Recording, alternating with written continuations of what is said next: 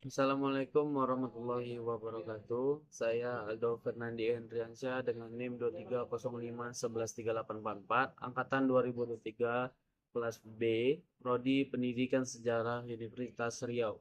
Yang terhormat Bapak Nurdiansyah MPD selaku dosen pengampu mata kuliah Sejarah Indonesia Masa Kolonial. Video ini dibuat untuk memenuhi tugas akhir mata kuliah Sejarah Indonesia Masa Kolonial. Baik, yang pertama, masa kolonial Inggris di Indonesia. Meskipun Belanda lebih sering dikaitkan dengan kolonialisme di Indonesia, Inggris juga pernah menjajah Nusantara. Kedatangan Inggris pertama kali ke Indonesia pada abad ke-17 melalui British East India Company.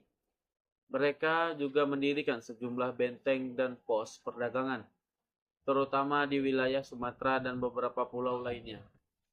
Dalam penguasaan singkatnya, selama Perang Napoleon, Inggris menguasai seluruh wilayah Hindia Belanda pada tahun 1811.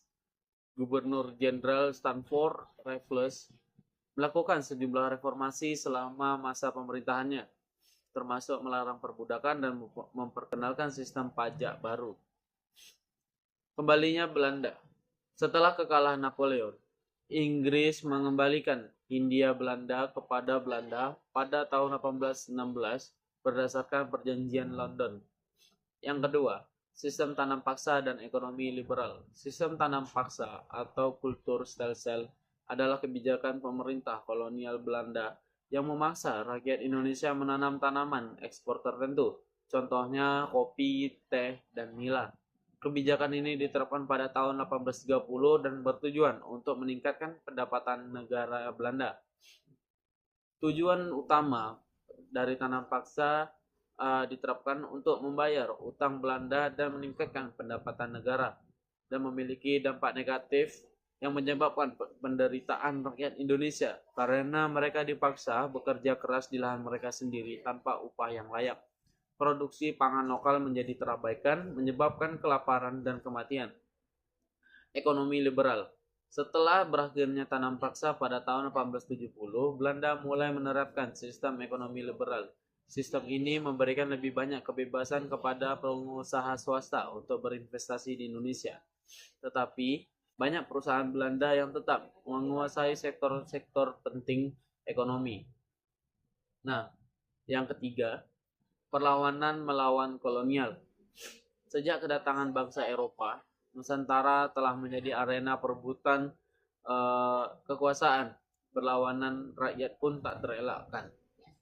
Mulai dari perang terbuka hingga perlawanan diplomatik, tokoh-tokoh seperti Sultan Agung, Pangeran Diponegoro, Cut Nyak Dien, dan Teuku Umar menjadi simbol perjuangan yang tak kenal menyerah.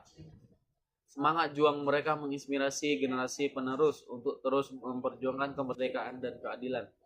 Meskipun bentuk perlawanan telah berubah seiring berjalannya waktu, semangat nasionalisme tetap menyala dalam dada setiap anak bangsa. Nah, yang terakhir, masa VOC dan transisi ke pemerintahan Belanda. VOC merupakan sebuah perusahaan dagang Belanda yang memiliki monopoli perdagangan di wilayah Nusantara.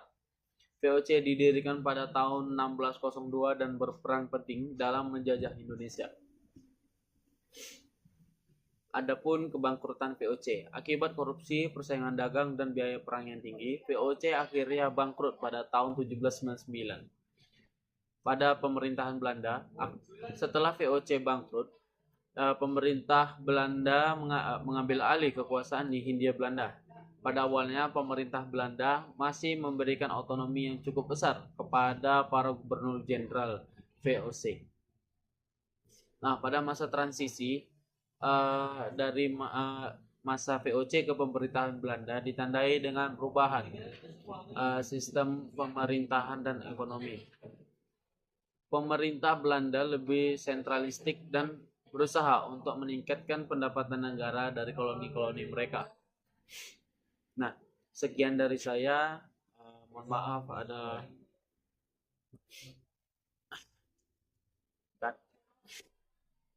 penutupan.